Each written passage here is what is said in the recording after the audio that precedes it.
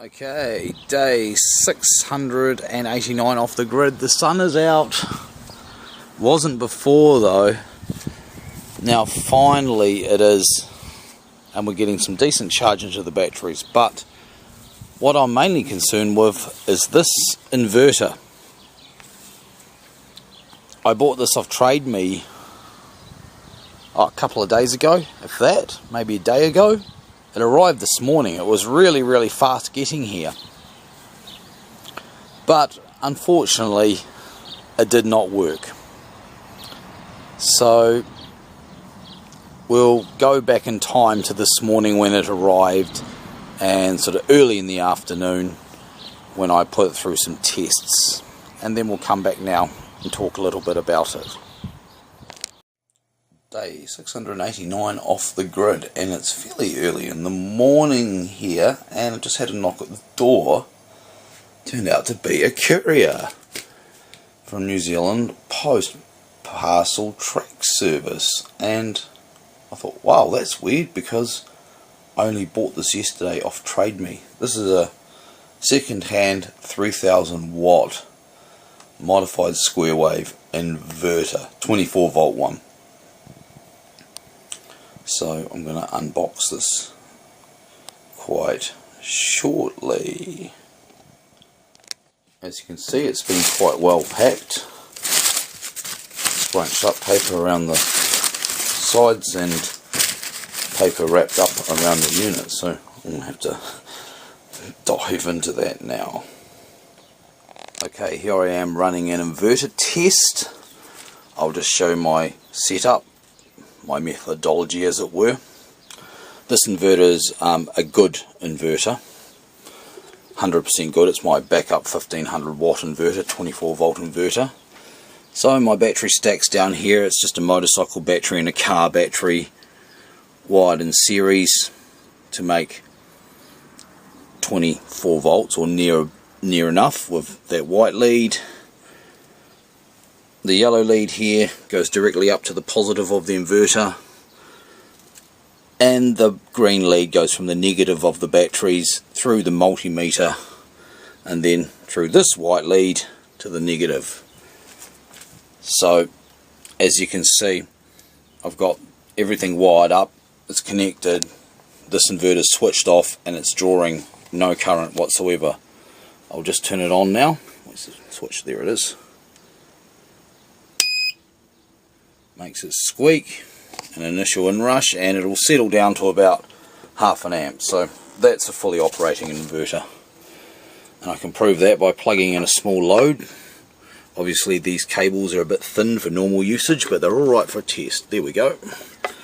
Make sure it sticks in. There we go. Just about knocked it off the seat. There we go. And already it's squealing because of the low battery, but that's alright. It's pulling an amp through some stuffed batteries with some thin cables. Just disconnect the load and it'll be happy. But thus showing that inverter works and the test methodology works. Okay, and now we have the suspect Genius Power inverter connected exactly the same way. Here's the terminals here.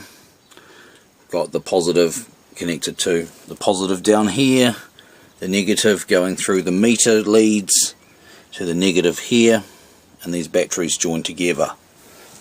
And as you can see, it's already pulling a little bit of current. In fact, we can show that by disconnecting. See, disconnected, no current. Reconnecting, current. It's a bit odd that this is pulling even 30 milliamps with the power switched on the inverter off, but sometimes they do. So let's just fire it on now and see what happens. So here's a switch. It's off at the moment. I turn it on. It's on now. No real change in current consumption, so it hasn't fired up at all. Let's cycle the switch. Nothing. Slam it quite hard to make sure it's making good contact. Nothing. So it's pretty much dead, and I mean, to conclude that, we can plug in the load and see if it goes, which of course it does not. So there it is, plugged in. Even the other power point. The inverter's not going. I mean, we would have heard some beeps and some squeals and some fan operating, and would also better see these meters, of course, at least the voltage one showing the voltage if something was happening, but yeah, nothing's happening. So this inverter is FUT, unfortunately. Okay, well, the first thing I want to say is I paid $120 for this, plus some money for shipping, and I've already received a refund of most of that. I made an arrangement with the lady where I would keep it for parts and basically give her 20 bucks for it, so she'd refund $100 of my 120, and she's already done that. So that is really awesome trading, eh? In fact, this is one of the best trades I've ever had off Trademe, despite the fact that the item I bought doesn't actually work. Yeah, but for a trade where the item doesn't work, it's the least stress I've ever had. So yeah, I was pretty happy. And yeah, I'm happy paying 20 bucks for a defunct inverter. I guess the big question is, can I fix it? I think the answer is probably no. When I first hooked it up, it just did nothing. It was just dead. Well, after I'd sort of settled the deal, I decided to take a screwdriver to it, and I took off the front panel, and that led me to be able to get access to these fuses here, and I noticed one was blowing, so I took it out and put a good one in. And then when I reconnected to the power supply, well, things got rather hot. See? That's smoked up. Talk about fusible links, eh? Well, it's still usable, but I'll probably put a new bit of wire on that one. That's why I like to test these inverters with these little leads first. So if something goes wrong, you're only going to smoke up a little bit. You're not going to cause a big massive meltdown because you've fed it by 4 gauge cables or whatever.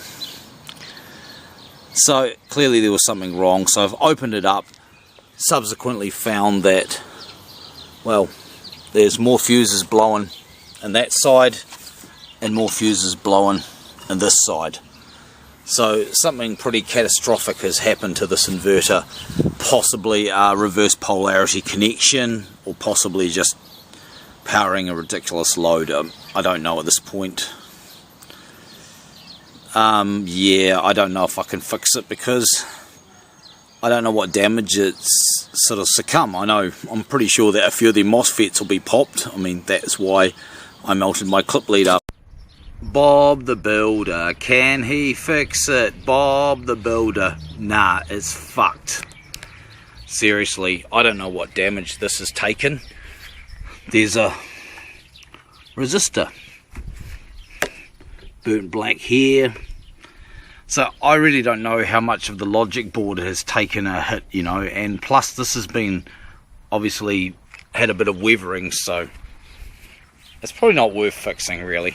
I mean, it'd be nice if I could, but I don't think I'm going to be. I think I'm just going to be scrapping it. So with that in mind, I mean, what's in here that's worth 20 bucks, which is what I paid for it? Oh, the first thing I can see is all these nice interconnection cables here. These will make really handy battery connections, I bet. Especially since they're all onto one big heavy lug here. That could be kind of useful. So that's an obvious useful thing. Another obvious thing, the fan. Yeah, fans are always good to have fans. These ones are nice big ones. I presume the fan still works. Very likely it does. Does it spin? Yeah, it spins. So we've got a fan.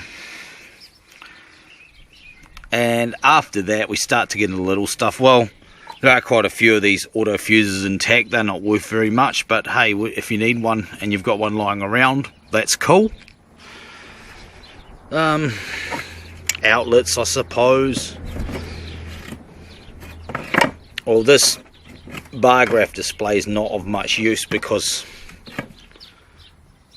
it's driven by the logic board. I don't think there's any decoders Oh, there are some decoders. Well, who knows? But it's probably all digital signals anyway. It's probably not actually measuring amps and volts or anything analog in here. That's probably all digital, so that's all done over here, I would say. So that's probably not the most usefulness. One thing I can be sure of is that the switch was working fine. And of course the other thing being MOSFETs. There's some MOSFETs down there, plenty of MOSFETs all the way down over here, and there's some, they're either heavy MOSFETs or they're IGBTs, which is basically a kind of a crazy Darlington sort of mongrel combination of a MOSFET and a bipolar transistor, often used in high power switching for their ruggedness. That's what they may be. But of course, unlike a bipolar transistor, you only need a tiny gate current because it's voltage, because that's basically a MOSFET part of it. But anyway, so there we go. An inverter, yep, I'm almost certainly going to scrap this. And of course then there's the housing. That could be useful for a project or heat sinking something, that's for sure. Like I said, MOSFETs, they're not all going to work because some of them are obviously faulted, but I dare say there's a few that will at least still work to be scavenged out for other purposes. So that's basically it, really. Day 689 off the grid as far as solar goes. At least we've got some sun today. Not going to be firing up the generator in anger, but I thought we were going to be. We're getting pretty close to it. I might have to go and actually do a health run, actually. I might go and do a health run after this. And then I'm going to get on to finishing off the new Beltane track so I can ship it off to the ineffable Mark Dubinowski for some drums. Yep, I think that's the scheme for the remainder of today. So we'll leave it there for day 689 off the grid.